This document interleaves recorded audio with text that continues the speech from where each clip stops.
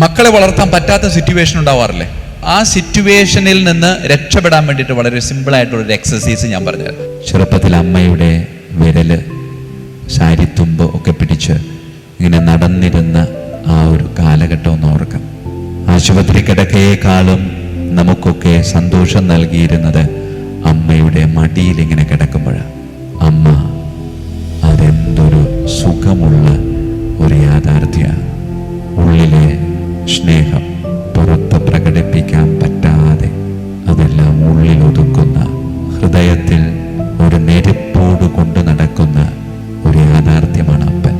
ഈശോനാഥൻ കാൽവരിയിൽ അർപ്പിച്ച അതേ ബലി എന്നും നമുക്ക് വേണ്ടി വീട്ടിൽ അർപ്പിക്കുന്നവരാണ് നമ്മുടെ മാതാപിതാക്കൾ.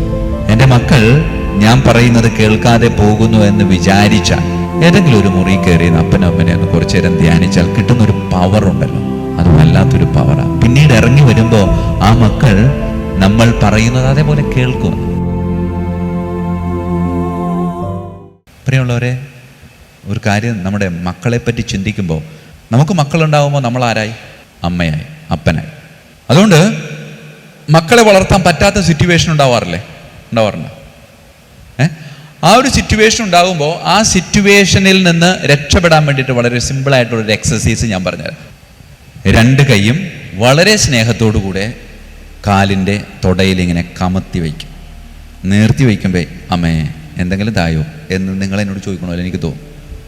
ആദ്യമൊക്കെ ഞാനിങ്ങനെ നിർത്തി വെക്കാനാണ് പറഞ്ഞത്. അത് നോക്കുമ്പോൾ ദൈവമേ എനിക്കാണെങ്കിൽ തരാനുമില്ല, ഇവരാണെങ്കിൽ ചോദിക്കുകയുമാണ്, അതുകൊണ്ട് കമത്തി വെച്ചാണ്. എന്നിട്ട് കണ്ണടച്ചു.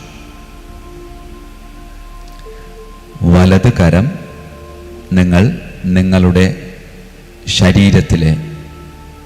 ശരീരത്തിലാണ് വച്ചിരിക്കുന്നതെങ്കിലും മനസ്സുകൊണ്ട് തീരുമാനിക്കണം, ഞാൻ വലത് കരം എൻ്റെ അപ്പൻ്റെ കയ്യിലേക്ക് ഇങ്ങനെ വെച്ചിരിക്കുക. അപ്പനിങ്ങനെ രണ്ട് കൈയും കൊണ്ട് എൻ്റെ വലത് കരം പിടിച്ച് എൻ്റെ മുമ്പിൽ ഇങ്ങനെ എന്നെ നോക്കി നിൽക്കുന്നത് മനസ്സിലൊന്ന് കാണാം. ഇടത് കരം എൻ്റെ അമ്മയുടെ രണ്ട് കൈയിലേക്കും ഇങ്ങനെ നീട്ടി വെച്ച് അമ്മ തൻ്റെ സ്നേഹത്തോടു കൂടിയ വിരലുകൾ കൊണ്ട് നമ്മുടെ വിരലിൽ അങ്ങോട്ടും ഇങ്ങോട്ടും ഒക്കെ ഇങ്ങനെ തടകി മോനെ മോളെ നിനക്ക് സുഖമാണോ എന്നിങ്ങനെ ചോദിച്ചുകൊണ്ടിരിക്കുക. ബാല്യകാലത്തിലേക്ക് നമുക്ക് തിരിച്ചൊന്ന് പോകാം. ആദ്യം അമ്മയെ പറ്റി തന്നെ ഒന്ന് ചിന്തിക്കാം. അമ്മ സുഖകരമായ ഒരു വേദനയാണ്. ചെറുപ്പത്തിൽ അമ്മയുടെ വിരല്, സാരിത്തുമ്പ് ഒക്കെ പിടിച്ച് ഇങ്ങനെ നടന്നിരുന്ന ആ ഒരു കാലഘട്ടം ഒന്ന് ഓർക്കാം. എന്തെങ്കിലുമൊക്കെ അസുഖം വരുമ്പോൾ ആശുപത്രിയിൽ പോകാനല്ല നമുക്കിഷ്ടം, മറിച്ച് അമ്മയുടെ മടിയിൽ ഇങ്ങനെ കിടക്കാൻ. അമ്മ എത്ര മുഷിഞ്ഞ് കൂറ കുത്തിയ വസ്ത്രമാണ് ധരിച്ചിരിക്കുന്നതെങ്കിലും അതൊന്നും എനിക്കൊരു വിഷയമല്ല. ആശുപത്രി കിടക്കയേക്കാളും നമുക്കൊക്കെ സന്തോഷം നൽകിയിരുന്നത് അമ്മയുടെ മടിയിൽ ഇങ്ങനെ കിടക്കുമ്പോഴാണ്. ആശുപത്രിയിൽ നിന്ന് കിട്ടിയിരുന്ന മരുന്നിനേക്കാളും നമ്മുടെ രോഗത്തിന് ശമനം നൽകിയിരുന്നത് അമ്മയുടെ സ്നേഹത്തോടു കൂടിയ വിരലുകൾ നമ്മുടെ മുടിയിടയിലൂടെ അങ്ങോട്ടും ഇങ്ങോട്ടും ചലിക്കുമ്പോഴാണ്. അതേ പ്രിയമുള്ളവരെ, അമ്മ അതെന്തൊരു സുഖമുള്ള ഒരു യാഥാർത്ഥ്യമാണ്.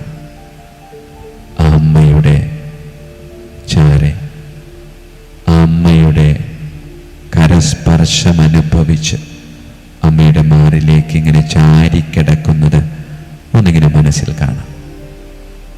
പ്രിയമുള്ളവരെ, ആ അമ്മയെ എപ്പോഴെങ്കിലും വാക്കുകൊണ്ടോ പ്രവൃത്തി കൊണ്ടോ പെരുമാറ്റം കൊണ്ടോ വേദനിപ്പിച്ചിട്ടുണ്ടോ? ഉണ്ടെങ്കിൽ മാപ്പ് ചോദിക്കാം. എൻ്റെ അമ്മയുടെ കണ്ണുകൾ ഇറനണിയാൻ ഞാൻ കാരണമായിട്ടുണ്ട് എങ്കിൽ അമ്മയോടും ഈശോയോടും മാപ്പ് ചോദിക്കണം. കാരണം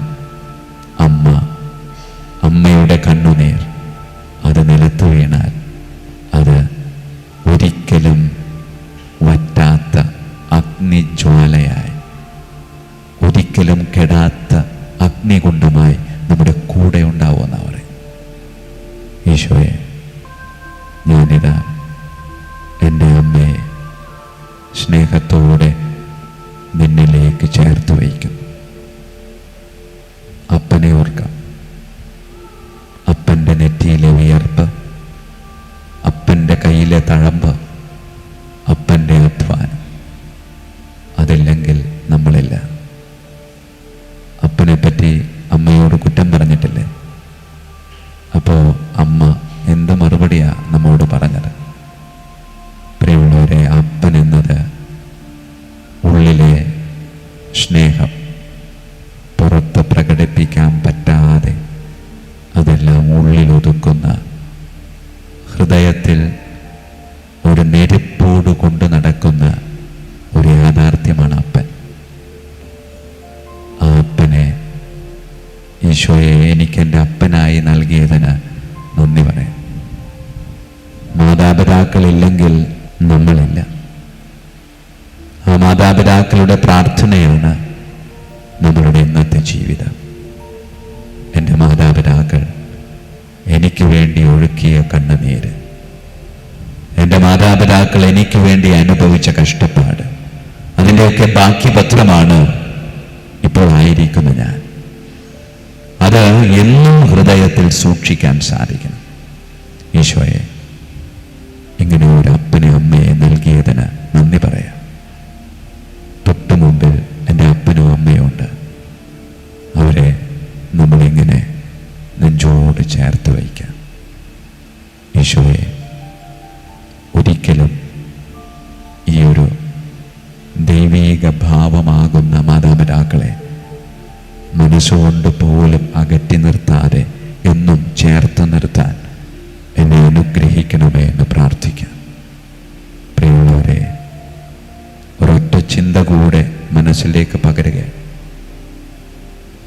ഓർമ്മ വെച്ച കാലം മുതലുള്ള മാതാപിതാക്കളല്ല ഇപ്പോൾ നിങ്ങളുടെ മനസ്സിലുള്ളത്. കാരണം ജരാനരകൾ ബാധിച്ചിട്ടുണ്ട്, ചുളിവുകൾ സംഭവിച്ചിട്ടുണ്ട്, രോഗങ്ങൾ ഒരുപാട് ആ ശരീരത്തിലുണ്ടായിട്ടുണ്ട്.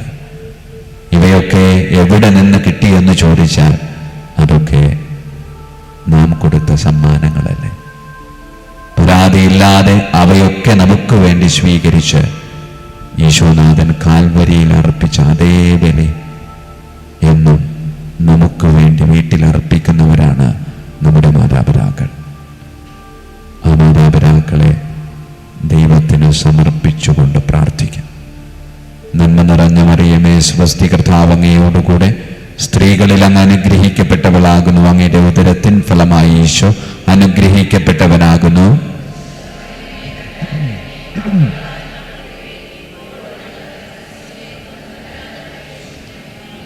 ഈശോ മിശിഹായിക്കും സ്തുതിയായിരിക്കട്ടെ. നമ്മുടെ മുമ്പിൽ അപ്പനും അമ്മയും ഉണ്ട്. അവർക്ക് നമ്മൾ സ്തുതി പറയുകയാണ്. ഈശോ മിശിഹായിക്കും സ്തുതിയായിരിക്കട്ടെ. ഈശോ മിശിഹായിക്കും സ്തുതിയായിരിക്കട്ടെ. കരങ്ങൾ കൂപ്പാം, കണ്ണു തുറക്കാം. പ്രിയമുള്ളവർ, ഇപ്പോൾ നമ്മുടെ മനസ്സിലുള്ള ഒരു വികാരം, അതാണ് എൻ്റെ കുടുംബത്തിലെ എൻ്റെ അപ്പൻ്റെ അമ്മയുടെ സ്ഥാനം. എൻ്റെ മക്കൾ ഞാൻ പറയുന്നത് കേൾക്കാതെ പോകുന്നു എന്ന് വിചാരിച്ചാൽ ഏതെങ്കിലും ഒരു മുറി കയറി അപ്പനും അമ്മനെ ഒന്ന് കുറച്ചു നേരം ധ്യാനിച്ചാൽ കിട്ടുന്നൊരു പവറുണ്ടല്ലോ, അത് വല്ലാത്തൊരു പവറാണ്. പിന്നീട് ഇറങ്ങി വരുമ്പോൾ ആ മക്കൾ നമ്മൾ പറയുന്നത് അതേപോലെ കേൾക്കുമെന്ന്. ആ ഒരു ദൈവീക വിചാരം, ദൈവിക ചിന്ത നമ്മുടെ ഓരോരുത്തരുടെയും ഉള്ളിലുണ്ടാവണമെന്നാണ്.